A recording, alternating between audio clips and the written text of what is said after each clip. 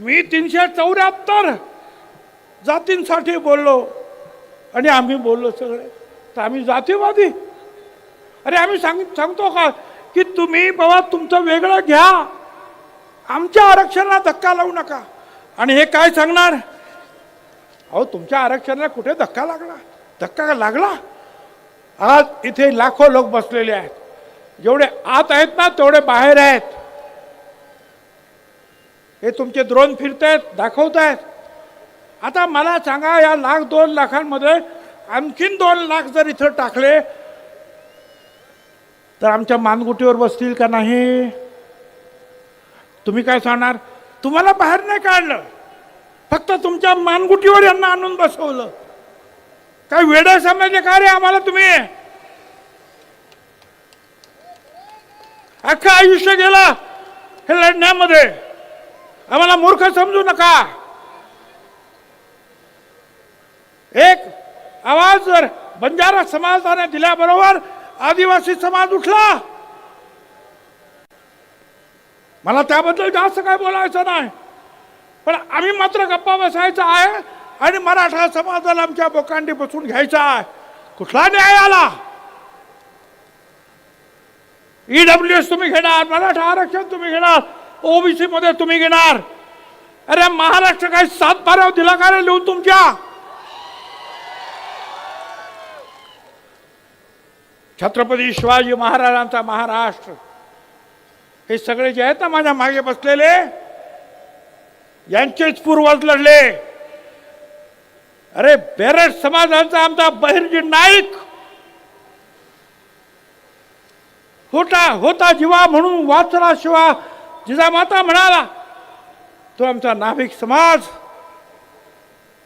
जेव्हा महालेचा शिवा काशीचा ब्राह्मण समाज सुद्धा लढला. बाजी प्रभू देशपांडे, रायबा महार लढला, मुस्लिम सरदार लढले. आणि आज तुम्ही शिवाजी महाराजांचं नाव घेऊन, मगाशी सांगितलं आमच्या राजाराम पाटलांनी, हा आगरी कोळी समाज महाराजांनी पहिला आरमार निर्माण केलं या देशात आणि सागरी सरहद्द त्याचं रक्षण केलं. ते सगळे आज परांगंदा होणार आणि ते पण तुम्ही शिवाजी महाराजांचं नाव घेणार आणि आमच्या लोकांना मारणार, डोकी फोडणार. पोलिसांना माझं सांगणं आहे, प्रत्येक वेळेला मला फोन करावा लागतो, अरे आमच्या लोकांचं डोकं फोडलं, काहीतरी करा, केस घ्या. आणि मग SP म्हणता बरं बरं बघतो मी. अरे बघता काय? जर असेच तुम्ही बघत राहिलात तर एक दिवशी ना हे असे सगळे जे आहेत, हे मधमाशाचं पोहळ जे आहे असंच उठल्याशिवाय राहणार नाही.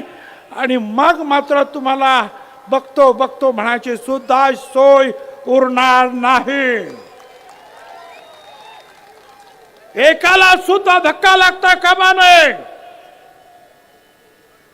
गावातील सामान्य माणसाचं जरा सुद्धा नुकसान होता कामा नये, जाळपोळ होता कामा नये. ताबडतोब पोलिसांनी कारवाई केली पाहिजे.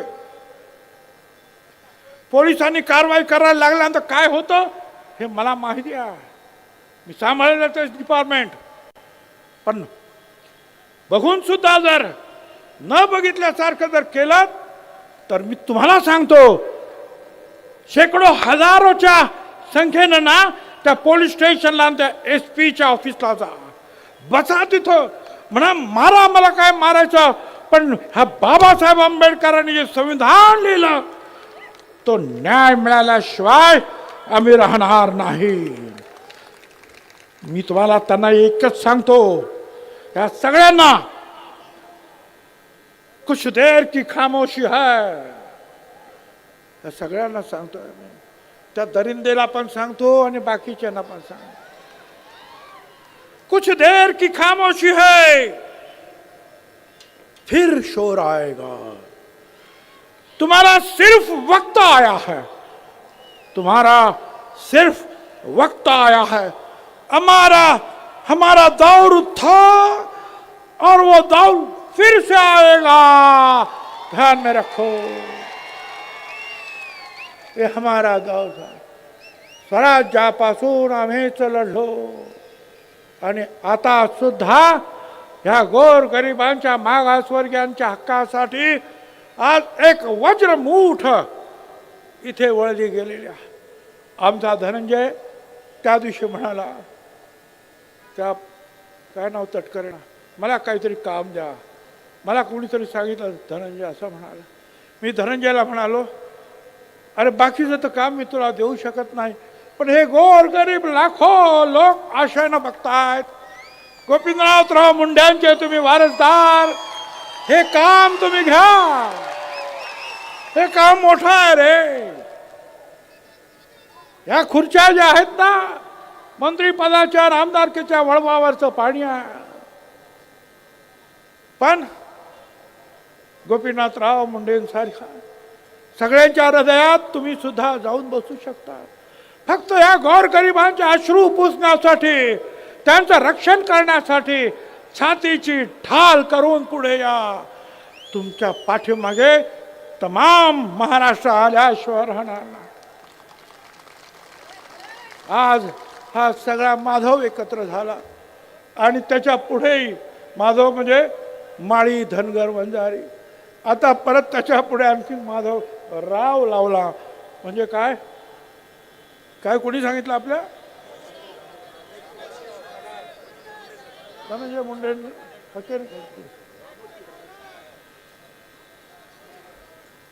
तर यांना सुद्धा सगळ्यांना बरोबर घ्या. वेगवेगळ्या 374 जाती आहेत.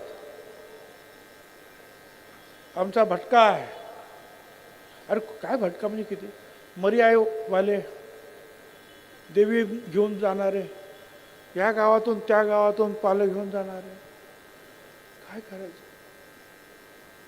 कोण कुंभार आहे, कोण सुतार आहे, कोण नाभिक आहे. आणि तुम्ही सांगणार यांच्यावर बहिष्कार टाका. मला सांगा, जर आता ह्या सगळ्यांनी जर ठरवलं की त्यांनी आमच्यावर बहिष्कार टाकला आणि यांनी त्यांच्यावर बहिष्कार टाकलं, तर कुणाचं गाडं अडल सांगा बघू. कुणाचं गाडं? अरे हीच माणसं आहेत कष्टकरी, हीच माणसं आहेत या महाराष्ट्राच्या मातीमध्ये काळ्या आईची सेवा करणार, तमाम जनतेची सेवा करणारी हीच माणसं आहे गोरगरिबांची.